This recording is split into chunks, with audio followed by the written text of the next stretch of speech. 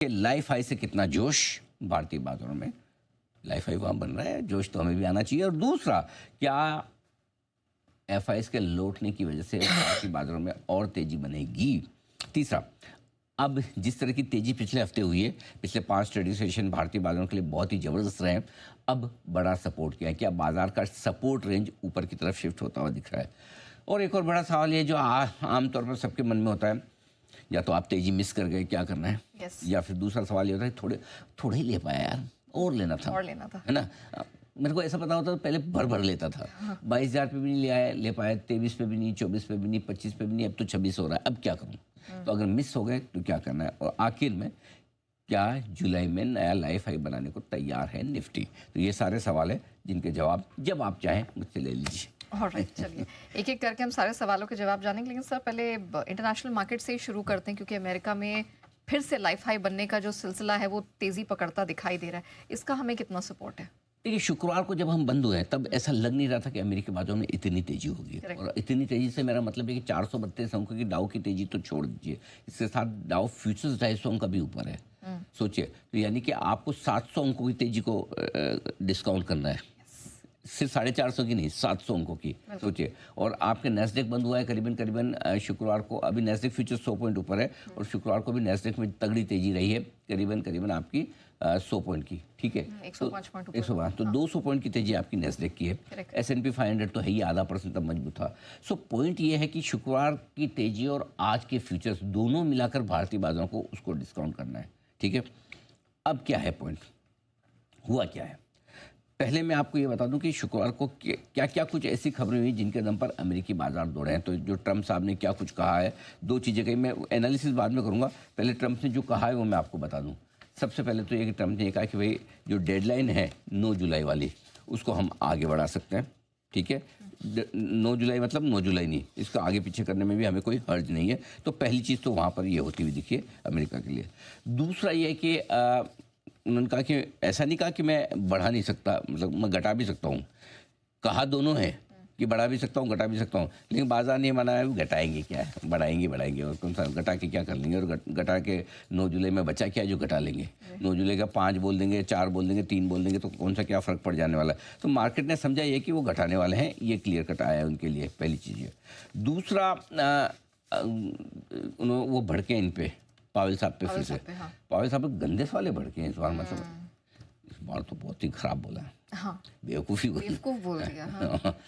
मतलब आप बेवकूफ़ को भी बेवकूफ़ बोलो तो उसको अच्छा नहीं लगता। राइट। मतलब हम भी कई बार हमें बोलना होता है किसी को बेवकूफ़, तो हम क्या कहते हैं, यार तुम समझदार नहीं लग रहे। अगर वो समझदार होगा तो वो समझ ही जाएगा कि वो बेवकूफ़ है, लेकिन चूंकि वो बेवकूफ़ है तो उसको अच्छा फील होता है कि मैं समझदार नहीं हूँ। लेकिन शब्दों पे गौर फरमाइए एकदम, है ना? भावनाएं ऐसी बनती है लोगों की। उन्होंने सीधा सीधा बेवकूफ़ कहा है, कोई फिल्टर नहीं। हाँ, सीधा बेवकूफ़, स्टूपिड, फूल। तो चलिए, एनीवे, कुल मिला के ये कि वो चाहते हैं भी कि ब्याज दरें 1 से 2% की रेंज में आ जाए। बोले इतनी तो कम करो, सारे के सारे फैक्टर्स ऐसे हैं कि ब्याज दरें बतानी चाहिए। और बोले ये ख़राब आदमी है, गलत जगह बैठा है, इसको क्यों बैठा दिया? और बोले सुनता नहीं है, वो इसको किसी बात का कोई असर नहीं होता। I don't know, her language में उसके लिए अलग अलग शब्द है। हम राजस्थान में उसको नफट बोलते हैं। ये सुनते ही नहीं, बेकार आदमी, इसको जो ढीठ कहते हैं। ढीठ, हाँ, यही मैं कल शाम से सोचा था शब्द ढीठ। हाँ, ढीठ भी मतलब है टू सम एक्सटेंट, ढीठ तो मतलब, हाँ, ढीठ भी चलता है। ढीठ is very near to that. हाँ, नहीं, जिद्दी नहीं, ढीठ is very near to that what I wanted to say. हाँ, मतलब ये ढीठ आदमी है, सुनता ही नहीं, कुछ कहता है, हाँ, वैसा है। सो ये सब कुछ कहा है उन्होंने फेड चेयरमैन को। अब देखो, आपस का मामला है, हमें क्या लेना देना इन दोनों का, हमें हमारे काम का क्या है अमेरिका से, वो मैं बता देता हूँ आपको। पहली चीज़, शुक्रवार को S&P और डाउन है, नया लाइफ हाई बनाए, ये हमारे काम की चीज़ है, नंबर 1। दूसरा, टैरिफ पर जो ट्रंप का नरम रुख दिखा, उसकी वजह से ये बाजार दौड़ते हुए दिखे, और ऐसा लग रहा है कि भाई ट्रंप 9 जुलाई की डेडलाइन को लेके एकदम ऐसे वो पकड़े हुए नहीं है। बोले मैं घटा भी सकता हूँ, बढ़ा भी सकता हूँ। तो उसको भी मार्केट ने पॉजिटिव क्यों लिया? क्योंकि ये बात तो सही है, ट्रम्प को खुद को नहीं मालूम कि बढ़ाएंगे घटाएंगे। वो तो उसने दिल की बात ही बोली कि मुझे खुद को नहीं पता मैं क्या करने वाला हूँ। करेक्ट। नेक्स्ट डे उनका कैसा मूड रहता है उस पर बहुत डिपेंड करता है। अब वो उस दिन हमारा बोल दिया वीकेंड पे कि भारत के साथ very big bold beautiful types कुछ ऐसे बोले, ऐसी डील आ रही है। और कनाडा की ऐसी तैसी कर दी उन्होंने फिर से। मतलब तुम तो यार बेकार आदमी हो, तुम पे तो फिर से टैरिफ लगा दें, बातचीत बंद। मतलब वो कब अचानक से कट कर देंगे बातचीत बंद, तो हाँ कुछ कहना मुश्किल है। तो एक वो कनाडा वाला मामला अलग है। एनीवे तो हमारे लिए ये एक अच्छी खबर है कि थोड़ा रुख नरम है। अब इन सब के बीच में जो अमेरिकी बाजारों ने लाइफ हाई बनाया S&P और नैस्डैक पे, ये थोड़ी चौंकाने वाली तेजी है। क्यों चौंकाने वाली वो समझना होगा। देखो इस वक्त दुनिया भर में अगर सबसे खराब और कमज़ोर बाजार कोई दिख रहा है, देखो डाउ से पता नहीं चल रहा है कि अमेरिकी बाजार मजबूत है, लेकिन डाउ को एक बार समझना जरूरी है। डाउ कैसे बनता है अगर आप ये समझेंगे तो आपको पता चलेगा कि डाउ भले ही सेंटीमेंट के लिहाज से लोग डाउ को देखते हैं, लेकिन एक्चुअली S&P 500 सबसे बढ़िया इंडिकेटर है अमेरिकी बाजारों का। क्योंकि डाउ में क्या होता है, डाउ में जो 30 स्टॉक हैं, 30 स्टॉक कितने बढ़े या कितने घटे उस दिन, और उनकी एवरेज ली जाती है। फॉर एग्जांपल एक स्टॉक 5% बढ़ा और एक स्टॉक 3% घटा। जितने बढ़ने वाले जितने परसेंट बढ़े उनकी टोटल जोड़ दो, जितने घटे उतनी टोटल जोड़ दो, दोनों को माइनस कर दो और उसकी एवरेज निकाल दो। बराबर है। तो एवरेज आपकी 30 से डिवाइड कर दो, उससे डाउ की। हमारी तरह फ्री फ्लोट पे नहीं चलता कि हर कंपनी का वेटेज अलग है। वहाँ कंपनी का वेटेज नहीं है, वहाँ बढ़ने घटने का वेटेज है। सोचिए, मतलब हमारे यहाँ कैसे होता है, रिलायंस HDFC TCS बढ़ गए तो हमारा निफ्टी भाग जाएगा। करेक्ट। अब रिलायंस HDFC TCS तो 1% तो 2% बढ़ गए तो बड़ी बात हो जाती है। करेक्ट। वहाँ पे TCS का भी 2% वेटेज है तो किसी BL का भी 2%। मतलब जो हर कौन सा स्टॉक कम ज़्यादा हुआ है, जितना परसेंट हुआ उसके हिसाब से निकालते हैं। इसलिए डाउ कभी सही तस्वीर नहीं देता, और इसलिए डाउ अभी भी लाइफ हाई से बहुत दूर है। लेकिन सबसे ज़्यादा सही तस्वीर देता है S&P 500।